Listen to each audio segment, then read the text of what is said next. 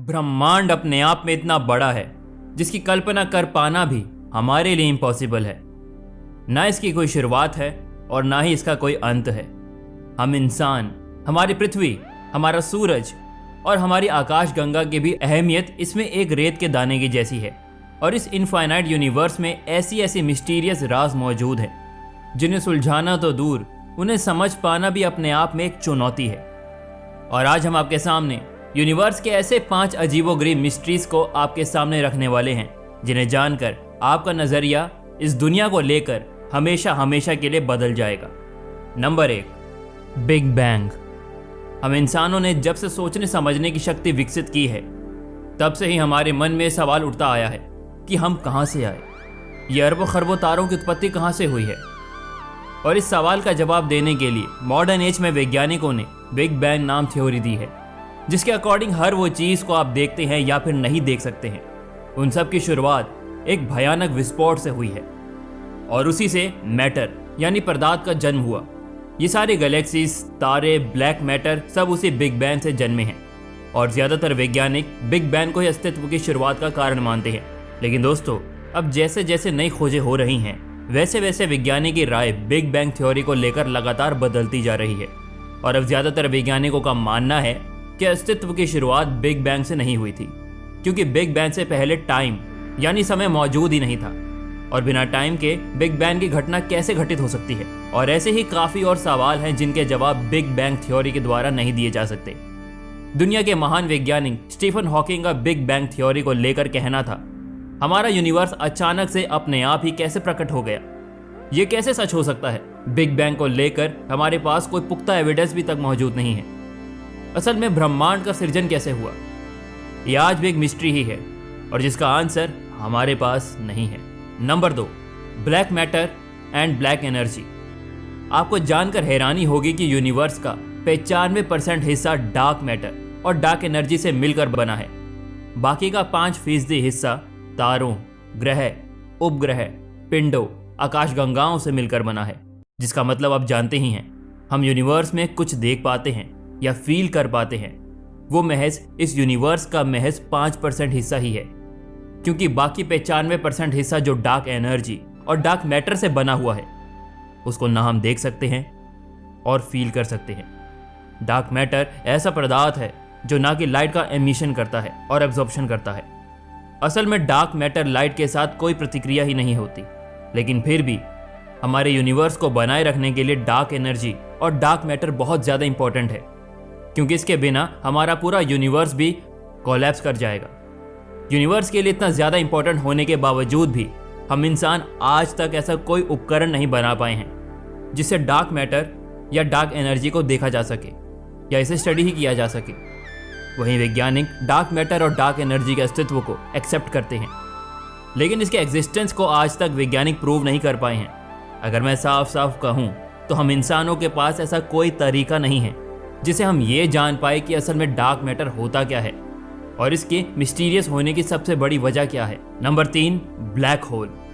Black hole एक ऐसी चीज़ है जिसके बारे में शायद ही किसी ने ना सुना हो, और ब्लैक होल ही यूनिवर्स में उन चीज़ों में से एक है जिसके बारे में शायद ही वैज्ञानिक पूरी तरह से जानते हों। ब्लैक होल इस अनंत यूनिवर्स की सबसे भारी चीज़ों में से एक है, जिसके अंदर ग्रेविटेशनल पावर इतनी ज़्यादा होती है जिसका अंदाज़ा लगाना भी हम इंसानों के लिए इम्पॉसिबल है।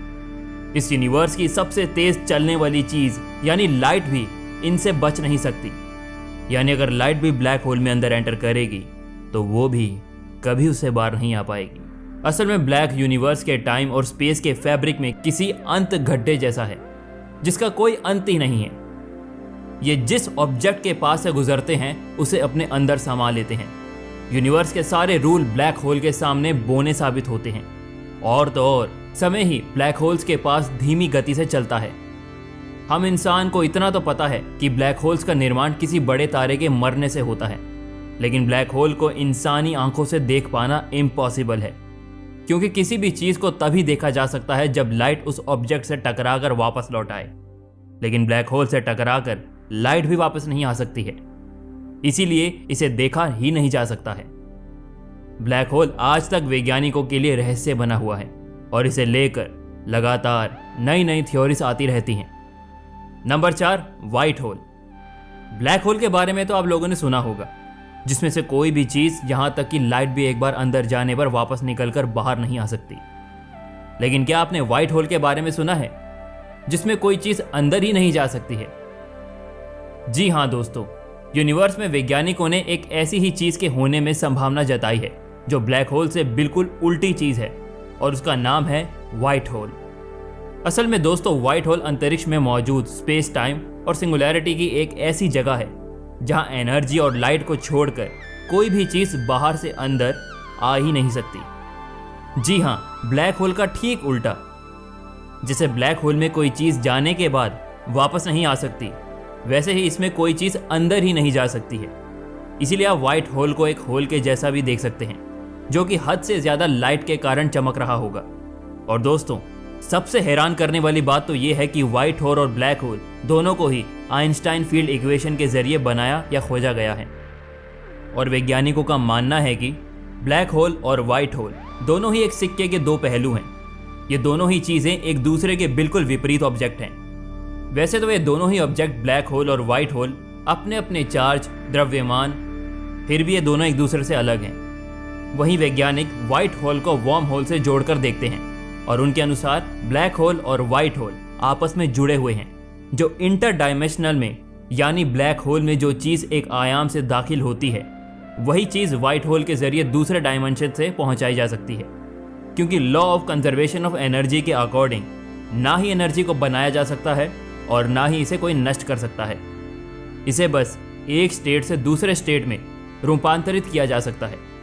और इसीलिए वैज्ञानिक का मानना है कि जब भी कोई चीज़ या ऊर्जा ब्लैक होल में जाकर समा जाती है, वो पक्का है दूसरा डायमेंशन में व्हाइट होल के जरिए बाहर आ जाती होगी, जो अपने आप में बहुत ही हैरान कर देने वाले हैं। और क्योंकि लिमिट तो बस उन चीज़ों की ही होती है जिनकी कोई शुरुआत हो, इसीलिए मल्टीवर्स की कोई लिमिट है ही नहीं। वहाँ कुछ भी, कैसा भी मुमकिन है, जिसे कल्पना कर पाना भी इम्पॉसिबल है।